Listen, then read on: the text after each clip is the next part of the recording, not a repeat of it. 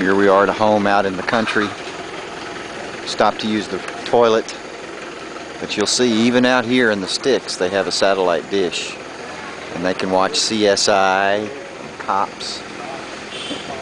No wonder they have such a bad impression of us.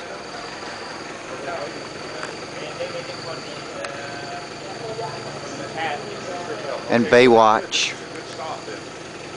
It's beautiful out here.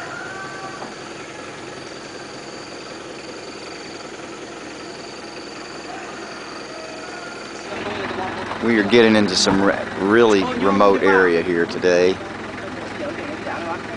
It's beautiful.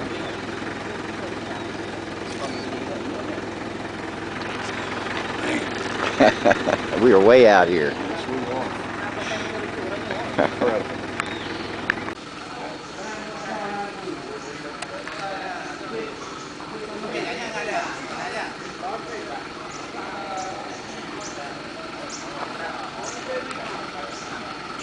We are way out here today. Walking down Main Street here in this village, of which I know not the name. It's not really toilet, it's just floor. Look down the floor. It's around, you might see cars. You can see this little house here. Oh, sick or not sick? Look right back there. That's what I was afraid of. It's a satellite dish. We don't want to see those not sick. Yeah, it's hat. See, there's another one. It must be the first thing they get. All over Aceh, people are living in little houses like this that don't even have a toilet, watching CSI and Baywatch.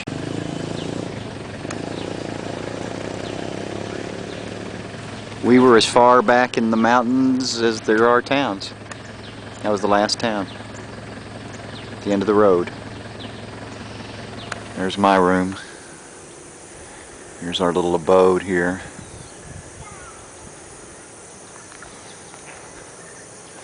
Very basic. Just like most of the homes here. Although we have furniture. Normally this would just be an empty room with a rug on the floor, I think. And this is our last full day here in Aceh, in the Aceh province.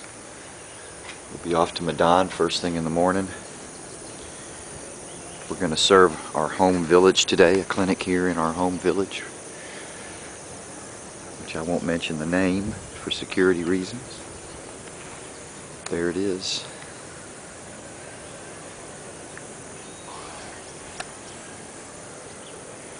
Beautiful place. It seems like we're going to be leaving too soon. This just doesn't seem right that we'll be leaving already. But it's the way it is.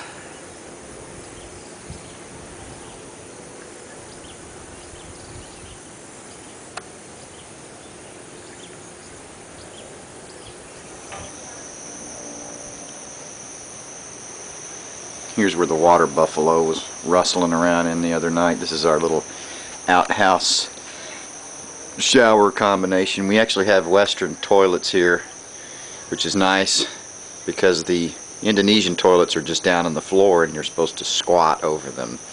And then there's always water all over the floor. The way we flush here in Indonesia is by pouring a bucket of water down the toilet. Here's a bucket. There's the well.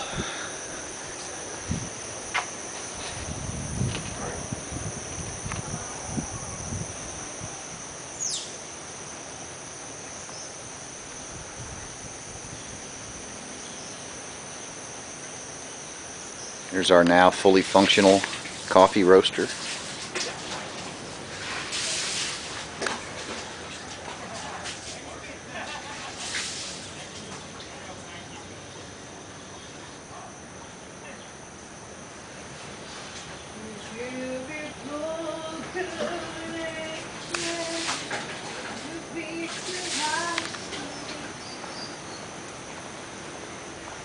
Great hangout spot. I slept for a little while out here on this bench the other day.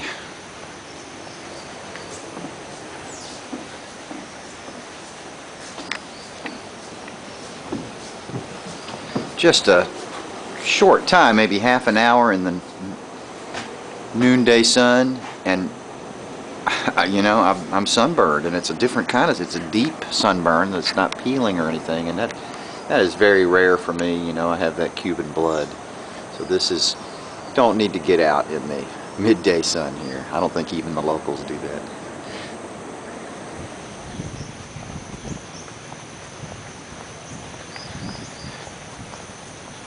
Helmet cam.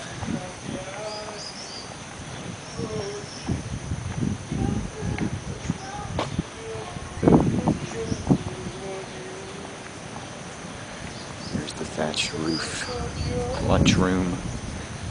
We spend a lot of our time there.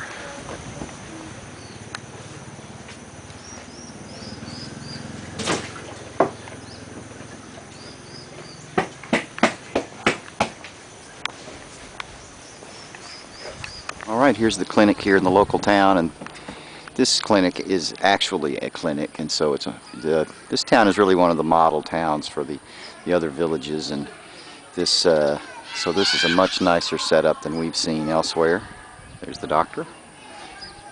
Right across the street here is the only house that survived, the only building that survived the tsunami. Imagine this house was completely submerged by the waves, 9 waves, but no big debris hit it, so it never really got knocked down. Now all the walls got knocked out, but it still remained standing, and they repaired it some, but it still appears to be vacant.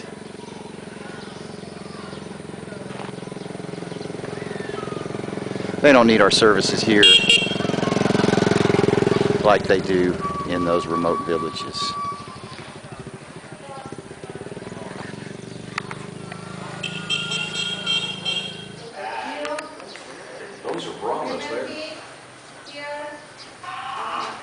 Comes a herd of cows down the street. A rancher on a bicycle with these guys.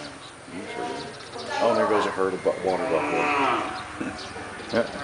There's a water buffalo down there going by. Now, how do the cows know what the traffic signal's red or green? Yeah. All right, now we got the mayor here. Yeah. He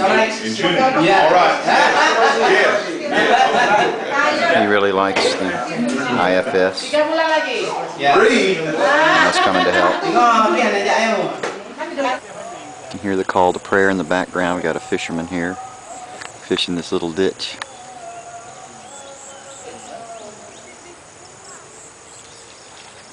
I think this must have been a shrimp farm or something here at one time also. You know, they got projects going and everything after the tsunami with the visiting aid workers, and then they sort of abandoned them a lot after they left. There's a canoe that makes mine look very modern, but they're still pulling a quite good bit of shrimp just out of this ditch here. Doesn't seem like it would be too appetizing, but they're worth a lot of money, I guess. The neighbor.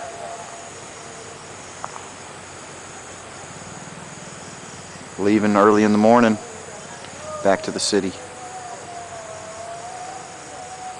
A little dark, but that's some of the freshly roasted coffee beans. And the coffee roasting process is continuing. You can hear the roaster going there. Of course, we're